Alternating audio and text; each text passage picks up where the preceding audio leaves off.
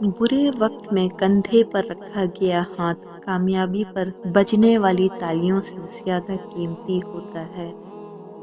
میں نے میری قسمت کو اللہ پر چھوڑ دیا ہے، اس لیے نہیں کہ اللہ بہتر کرے گا، بلکہ اس لیے کہ اللہ سے بہتر کوئی کر ہی نہیں سکتا۔ انسان خود عظیم نہیں ہوتا، بلکہ اس کا کردار اس کو عظیم بناتا ہے۔ تم نہیں جانتے کہ تم دعا مانگتے مانگتے قبولیت کے اتنے قریب آ گئے ہو اور تمہارے معجزوں کے درمیان کتنا کم فاصلہ رہ گیا ہے۔ انسان کی پہچان علم سے نہیں ادب سے ہوتی ہے، اس لیے کہ علم ابلیس کے پاس بھی تھا مگر وہ ادب سے محروم تھا۔ قرآن پاک کی خوبصورتی یہ ہے کہ آپ اس کے پیغام کو بدل نہیں سکتے، ہاں مگر وہ آپ کو بدل سکتا ہے۔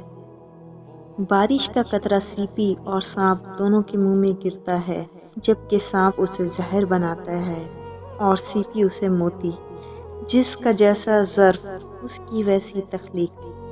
یوسف علیہ السلام جانتے تھے سارے دروازے بند ہیں، پھر بھی بند دروازے کی طرف دوڑ پڑے تھے اور خدا نے ایک ایک کر کے سارے دروازے کھول دیے۔ کبھی اگر لگے کہ تمہارے لیے بھی دروازے بند ہیں تو جان لو کہ تمہارا اور یوسف کا خدا ایک ہی ہے۔ الفاظ کی تلخیاں میری وضاحتوں کے قابل نہیں، میرے سکوت کا تھپڑ کافی ہے ہر گستاخ لہجے کے لیے۔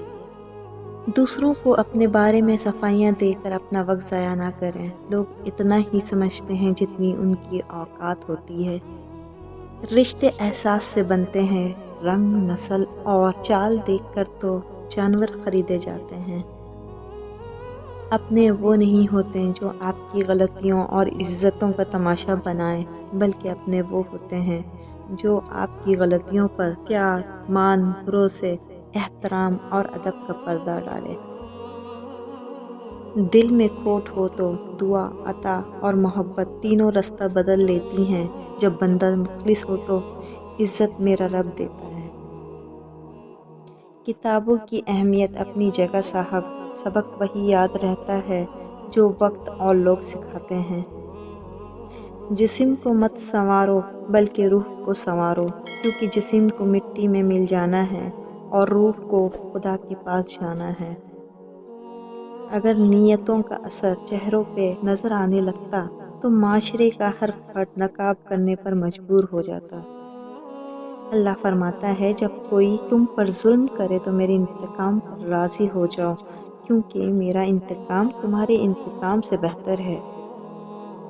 خوبصورتی تو ختم اور تبدیل ہو جاتی ہے، لیکن سیرت نہ تو ختم ہوتی ہے اور نہ تبدیل۔ یوسف علیہ السلام کو اللہ نے کنویں کے گہرے اندھیرے سے نکالا ہے، تو وہ تمہیں بھی جلد دنیا کی چھوٹی بڑی مشکلات سے نکال دے گا۔ جس امت کو قبرستان سے گزرتے وقت مردے کو سلام کرنے کا حکم ہے، وہ اب اتنی بے حس ہو چکی ہے کہ زندہ کو بھی بغیر مطلب سلام نہیں کرتی۔ کسی سے دور ہونا اور کسی کو دور کر دینا آسان نہیں ہوتا۔ لوگ سمجھتے ہیں کہ ہم بے حس ہو گئے ہیں، لیکن بہتری کے لیے راستے الگ کرنا پڑتے ہیں۔ اس ایک حقیقت میں بہت تلخ چھپی ہوئی ہوتی ہے۔ ہو سکتا ہے جسے آپ بے رخی سمجھ رہے ہوں وہ اس شخص کی ذات کا اذیت بھرا دور ہو۔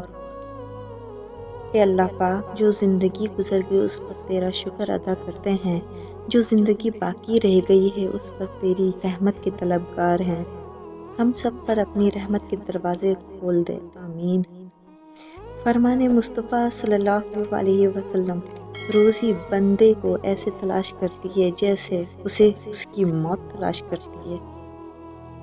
اللہ کے نزدیک بہترین انسان وہ ہے جس کا وجود دوسروں کے لیے فائدہ مند ہو۔ اللہ تعالی ہمیں لوگوں میں آسانیت تقسیم کرنے کا شرف بخشے، آمین۔ اللہ کے نظام میں رزق بڑھانے کا ایک ہی طریقہ ہے، جتنا تقسیم کرو گے اتنا بڑھے گا۔